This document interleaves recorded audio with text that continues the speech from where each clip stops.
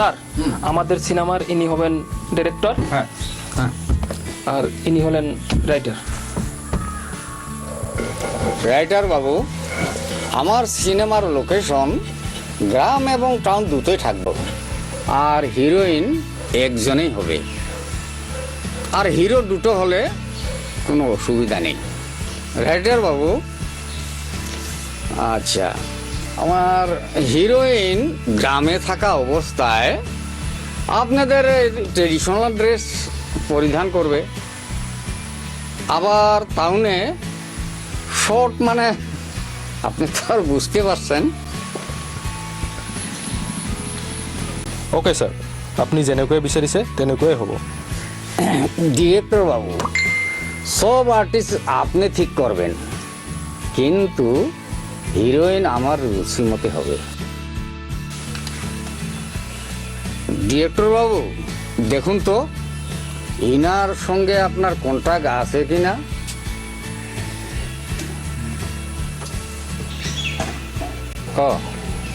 এইজনী মৰমী শইকীয়া দেখোন,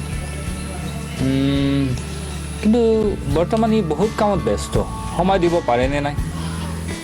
অৱশ্যে এবাৰ কণ্টেক্ট কৰি চাম বাৰু, যদি সময় দিয়ে।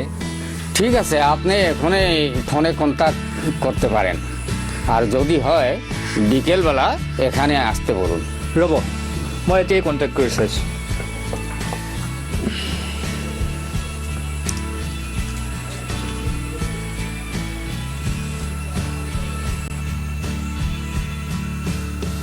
হেল্ল'।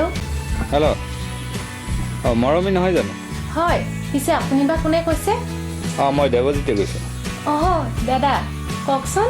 আচ্ছা, কলিকতাৰ প্ৰডিউচাৰ এজনে অসমীয়া চিনেমা এখন বনাব বিচাৰিছে, আৰু হিৰোইন হিচাপে তোমাকেই বিচাৰিছে। অৱশ্যে তেখেতৰ সময়ৰ অভাৱ হোৱাৰ বাবে কামটো সোনকালে কৰিব বিচাৰিছে। তুমি সময় দিব পাৰিবা জানো?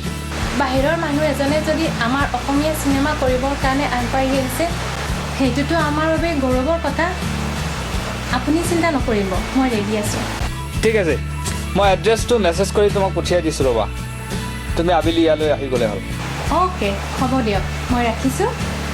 অ'কে। তাই মানে মৰমী আহি যাব ইয়ালৈ, আপুনি টেনশ্যন কৰিব নালাগে।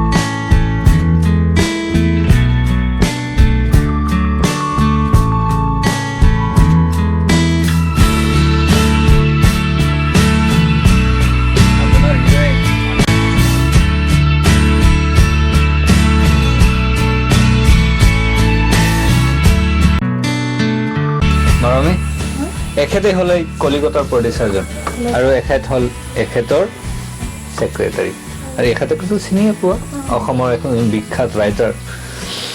মোক চিনি নোপোৱা নেকি? ৰাইটাৰ বাবু, আপুনি তাইক ষ্টৰিটো ভালদৰে বুজাই দিয়ক।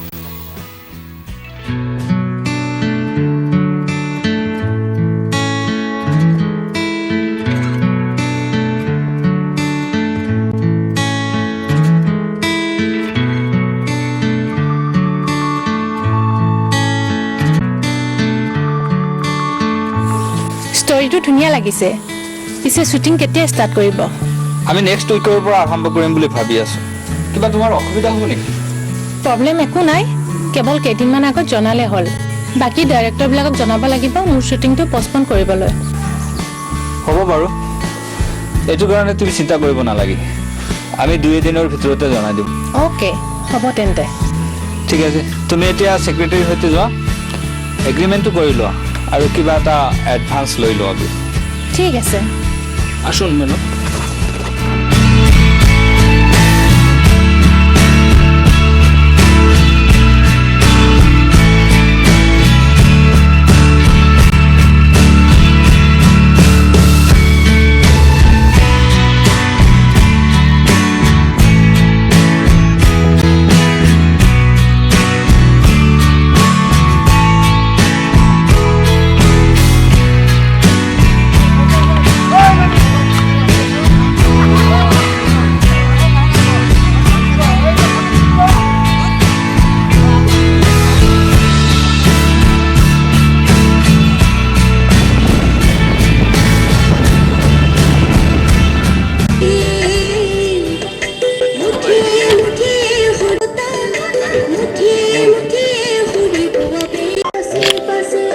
Ready 5, 6, 7, go!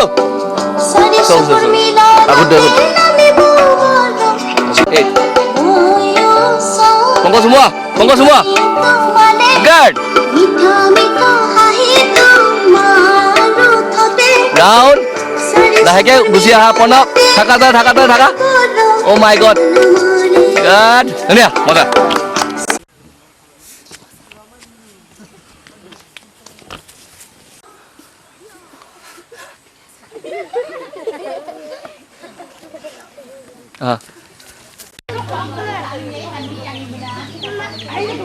Oke.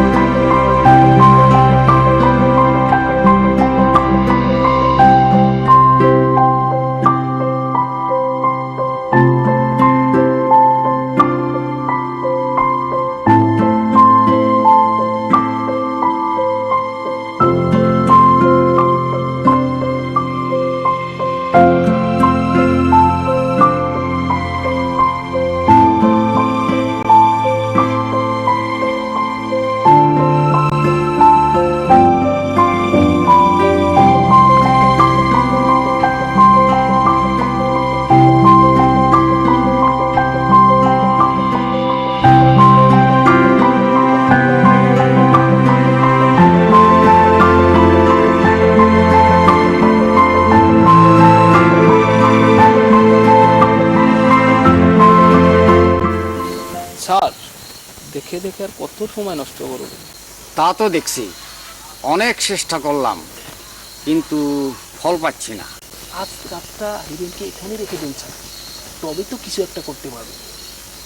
কিন্তু সে তো আগেই বলেছে রাত থাকবে না বলে। আমি গাড়ির হাওয়া ছেড়ে দেব, তখন যেতে চাইলে যেতে পারবে না, তারপরে আমি সব ম্যানেজ করে নিব। গুড সেক্রেটারি, তুমি তো আমার চেয়ে বেশি হারামি। সব তো আপনার কাছে শিখেছি স্যার।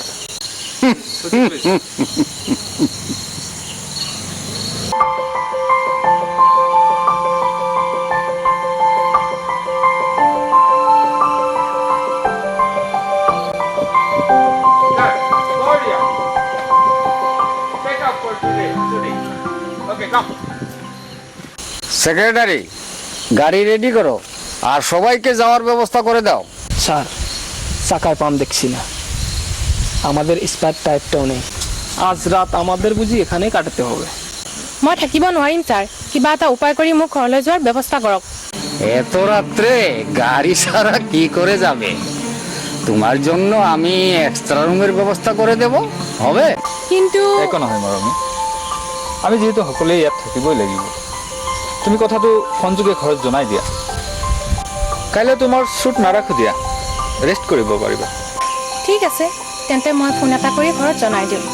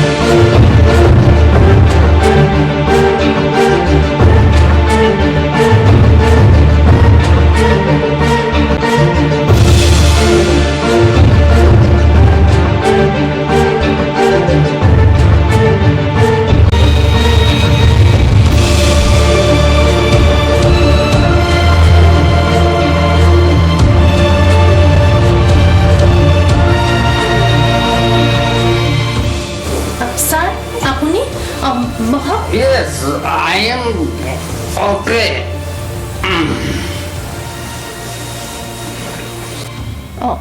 কিবা ক'ব নেকি ছাৰ? সিনেমাটায় তো অনেক টাকা খরচ করলাম, কিন্তু মজা তো পেলাম না। আর মজা বাবা পাবো কোথায়? সব মজা তো তোমার কাছে। আপুনি কি কৈছে? মই ঠিক বুজি পোৱা নাই। আৰে বুঝাৰ কোনো প্ৰয়োজন নেই, আমি তো নিজে বুঝে আপুনি আঁতৰক, আঁতৰক। আটৰক, আমি তো আটৰক না, আমি তো প্ৰযোজক, আমি তো তোমাৰই প্ৰযোজক। আপুনি আঁতৰক না, মই কিন্তু জোৰে চিঞৰিম। আরে তুমি যা বলছো আমি তো বুঝতে পারছি না, আর আমি যা বলছি না তো তুমিও বুঝতে পারো না। দুজনে অবুঝ। চলো আমি অবুঝ দেশে চলে যাই।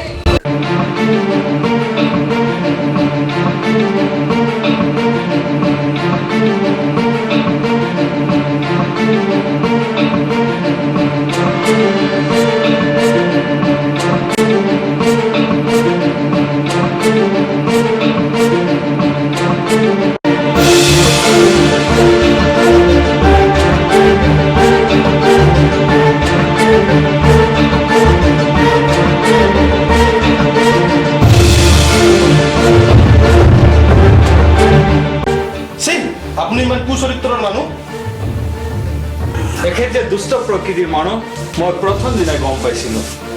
নহ'লে সেই বাহিৰ ৰাজ্যৰ পৰা আহি আমাৰ অসমীয়া ছবিত ইনভেষ্ট কৰিব কিয়? তথাপি নিজৰ পচন্দ হিৰোইন লাগে। চুপ, তোদের কাজ তোরা করে যা, আর তোরা তো আমার টাকার গোলাম। চুপ, মুখ চম্ভালি কথা ক'ব। আমি কাৰো গোলাম নহয়। শিল্পী হওঁ শিল্পী, উপযুক্ত পৰিশ্ৰমৰ বিনিময়হে লওঁ। এই আপোনাৰ দৰে অসভ্য দুষ্ট প্ৰকৃতিৰ মানুহৰ কাৰণে আজি আমাৰ শিল্পী সমাজখন ধ্বংস হ'বলৈ গৈ আছে। এজন দুজনৰ কুস্বভাৱৰ বাবে আজি আমাৰ এই শিল্পী সমাজখনক সকলোৱে বেয়া দৃষ্টিৰে চাইছে। এনেকৈ বৃত্তিটোকো বেয়া পাবলৈ আৰম্ভ কৰিছে মানুহ। এনেকুৱা মানুহক ডিঙিত ধৰি অসমৰ পৰা ওলাই দিব লাগে।